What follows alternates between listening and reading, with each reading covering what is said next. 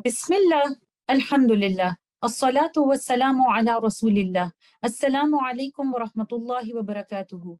Today, inshallah, we will begin those Mudood that fall under Madul Fara'i, but they are caused by a Sukoon after the Mad letter. And the first one is Maddul Aridus Sukoon.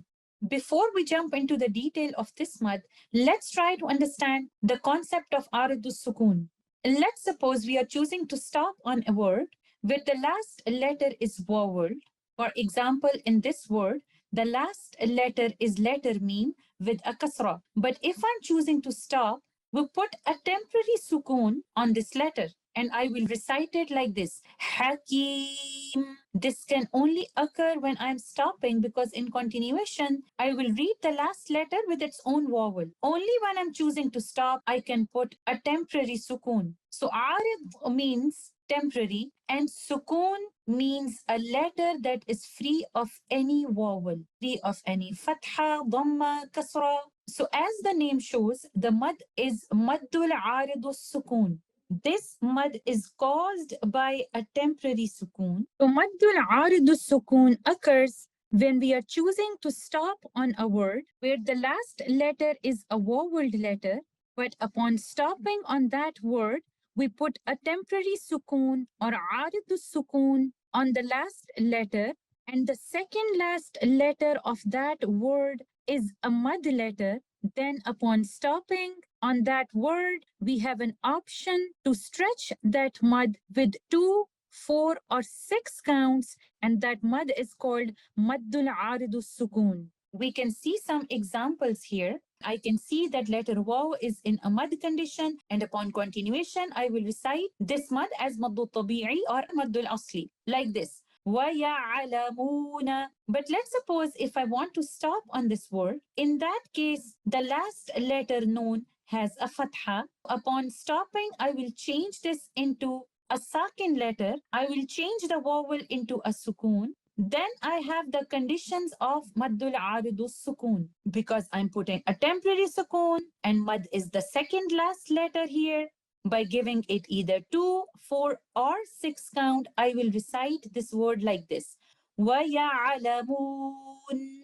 In the next example, I can see ya in a mad condition. Also, there is alif mad. So this one, I will recite with maddu tabi'i. Again, I can see conditions of maddu tabi'i by giving 2 counts to alif mad, 2 counts here to ya mad.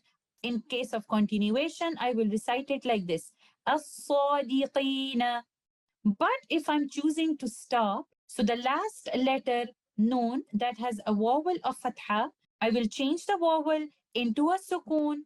Now I can see the conditions of maddul aridus sukoon, where mad letter is the second last letter. I have an option of 2, 4, or 6 count, and I will recite this word like this. As-sadiqin. In case of continuation, we will give 2 counts of maddu tabi'i, but in case of stopping, we will stop with maddul aridus sukoon. But remember, this mad, which is here after letter sad, and you can see a tiny alif here, you cannot recite this mad with aridus sukoon. This will always be maddu tabi'i because mad letter here is not the second last letter of the word. You cannot stop in the middle of the word. You can only stop at the end of a word. And maddul aridus sukoon only occurs if mad letter is the second last letter of the word. In that case, by changing the vowel of the last letter into a temporary sukoon, we have the conditions of maddul aridus sukoon. In the next example, we can see alif is in a mad condition. In case of continuation, we will recite this with maddu tabi'i like this. Al-mirsadi. But in case of stopping, I will put a temporary sukoon on letter dal. Now I have the conditions of maddul aridus sukoon, where mad letter is the second last letter, and by giving 2, 4, or 6 counts to maddul aridus sukoon, I will recite it like this upon stopping. Al-mirsad. By looking at these examples, now we know that Maddul Arid Sukoon only occurs if we are choosing to stop on that word. In case of continuation, we are reciting it with Maddul Tabi'i or Maddul Asli. And Maddul Arid Sukoon usually appears at the end of the verses, but it can also appear in the middle of the verses if you are choosing to stop and you find the conditions of Arid Sukoon. Of course, you can stop with 2, 4, or 6 counts of Maddul Arid Sukoon. So Maddul Arid Sukoon occurs when we are choosing to stop on a word where the last letter is a voweled letter, but upon stopping on that word, we put a temporary sukoon or arid sukoon on the last letter, and the second last letter of that word is a mud letter. Then upon stopping on that word, we have an option to stretch that mud with 2, 4, or 6 counts, and that mud is called Maddul Aridu Sukoon. The next one is Maddul Leen. This mud does not have normal mud letters, which are Alif mud, Waw mud, or Ya mud. This mud only occurs when there are lean letters. And as we know, there are 2 lean letters in Arabic alphabets. And those letters are letter Waw and letter Ya. And the condition for them to become a lean letter is when these 2 letters are sakin preceded by a fatha.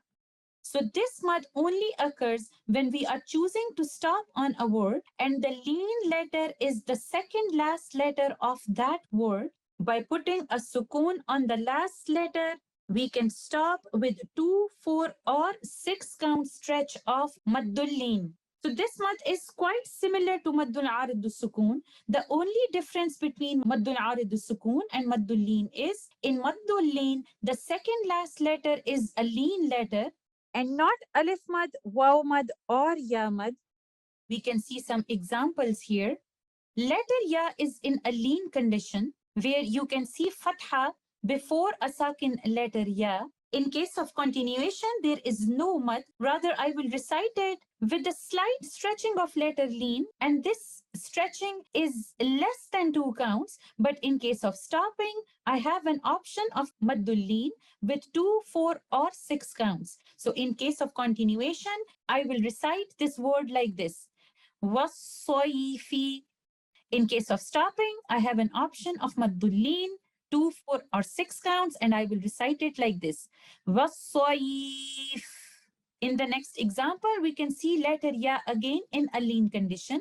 In case of continuation, I will recite this word like this. Quraishin. In case of stopping, I will put a temporary sukoon on letter sheen. Now I have an option of 2, 4, 6 count stretch of maddul leen. I will recite this example like this. Quraish. In the next example, I can see letter waw in a lean condition where waw is sakin preceded by a fatha. In case of continuation, I will recite this word like this. Khawfin. But in case of stopping, I will stop with maddul leen by giving it either 2, 4, or 6 counts. I can recite it like this. Khawf. So when we have options of 2, 4, or 6 counts of stretching, then in one sitting, if we choose to stretch maddul leen or maddul aridu sukoon for 4 counts, then we should stick to 4 counts for rest of the ayat. We cannot do 2 counts for one ayah and then 4 counts for the next one and then 6 counts for the next one. Whatever we choose for one sitting, we should follow and proportionate our counts for these mudud. Maddul Arid Sukoon is stronger than Maddul Leen. So if in one ayah both of the mudud are coming, then Arid Sukoon should either be longer or equal to Maddul Leen.